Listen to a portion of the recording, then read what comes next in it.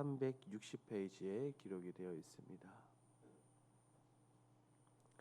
히브리서 8장 6절 말씀 우리 한 목소리로 함께 읽도록 합니다.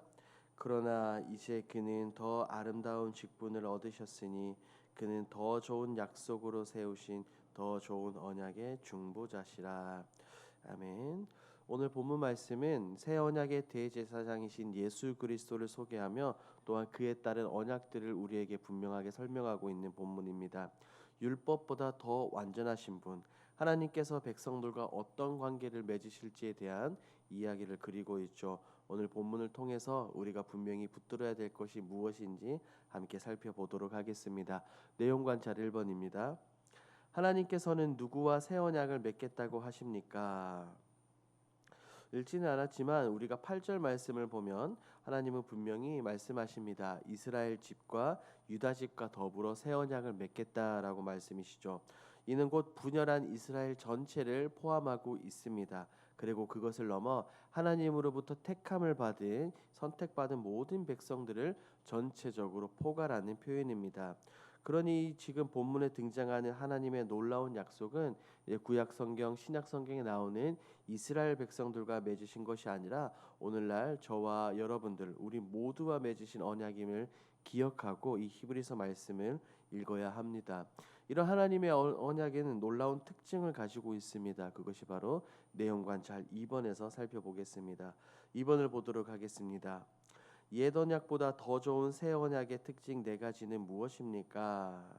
하나님은 새로운 언약을 우리에게 분명하게 약속하시면서 이 새 언약의 특징을 설명하셨습니다. 간단하게 4가지로 알 수 있죠. 첫 번째, 새 언약은 우리의 생각과 마음에 새겨진다는 겁니다. 이전에 구약에서 처음 주어졌던 이 율법은 돌판에 새겼다면 이제는 우리의 생각과 마음에 새기게 됩니다. 두 번째, 하나님과 더 좋은 관계를 맺게 됩니다. 10절에 나오는 이 10절에서 말하고 있는 이 언약은 다른 것이 아니라 우리가 알고 있는 것처럼 출애굽기에 나오는 시내산 언약을 떠올리게 합니다. 나는 너희의 하나님이 되고 너희는 나의 백성이 될 것이다 라고 말이죠. 다시 한 번 더 하나님께서 이와 같은 것을 말씀하시며 우리와 깊은 관계를 맺으실 것을 분명하게 말씀하십니다. 세 번째, 모두가 하나님을 알게 됩니다. 이 본문에서는 작은 자부터 큰 자까지 다 알리라라고 말씀하죠. 하나님에 대한 지식이 이전과는 달라짐을 이야기를 합니다. 그렇다고 해서 우리가 하나님에 대해서 알아간다고 해서 하나님에 대해서 전부는 알 수 없다는 것을 분명하게 기억을 해야 합니다. 단지 공의와 사랑의 하나님, 우리를 인도하시고 보호하시는 그 하나님에 대한 분명한 깨달음을 말하고 있습니다. 네 번째, 죄를 다시 기억하지 않으십니다. 이것은 새 언약의 특징을 그대로 우리에게 보여주고 있죠.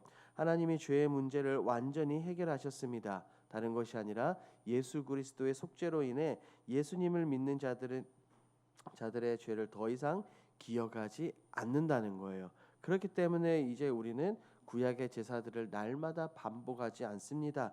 그리고 이제는 죄를 범할 때마다 하나님 앞에 나가 겸손히 무릎을 꿇고 예수님의 십자가를 붙들고 나아가 회개하면 되는 것입니다.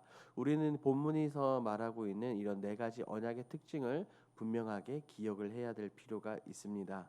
3번을 보겠습니다. 하나님께서 예수님을 새 언약의 중보자로 세우신 이유는 무엇입니까? 우리가 지금 계속해서 히브리서를 살펴보고 있죠. 계속해서 새벽마다 살펴보고 있는 것은 예수님만이 우리의 유일한 중보자가 된다는 거예요. 중보자.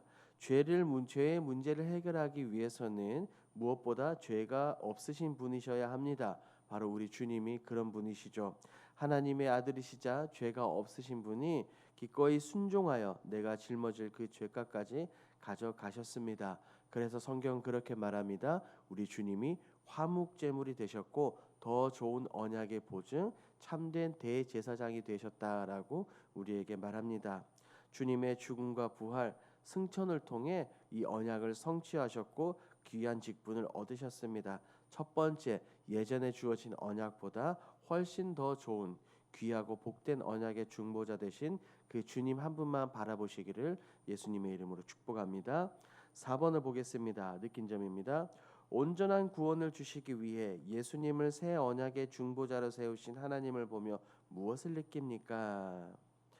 정말 너무나 감사하죠. 다른 분이 아니라 다른 사람이 아니라 예수님이 나의 중보자가 되어 주신다는 것. 그것은 세상 그 무엇과도 바꿀 수 없는 고귀한 것입니다. 앞서 말씀을 드린 것처럼 우리가 여전히 지금도 구약의 시대를 살고 있다면 끊임없이 제사를 드려야 되고 날마다 제물을 드려야 합니다. 그리고 여전히 내가 죽어야 하죠. 그런데 이 주님께서 모든 것을 감당하셨습니다. 친히 화목 제물이 되어 주셨습니다. 모든 것을 짊어지셨죠. 이 예수님을 보내주시는 분이 바로 하나님이십니다. 독생자를 아낌없이 보내주시고 우리의 유일한 중보자로 삼아주신 하나님께 감사하지 않을 수 없습니다. 더불어 우리가 새롭게 예수님과 맺은 언약은 절대로 파기되지 않습니다. 첫 언약은 불순종으로 인해 그들이 깨졌지만 이제는 그렇지 않아요. 우리의 마음과 생각의 기록함으로 그 효과가 영원히 지속됩니다. 이런 좋은 새 언약을 맺어주신 하나님, 중보자 예수 그리스도를 우리에게 보내주신 그 하나님을 기억하며 영원토록 감사해야 될 줄 믿습니다. 5번입니다. 새 언약의 은혜를 온전히 누리지 못하고 죄책감에 사로잡혀 있는 문제는 없습니까?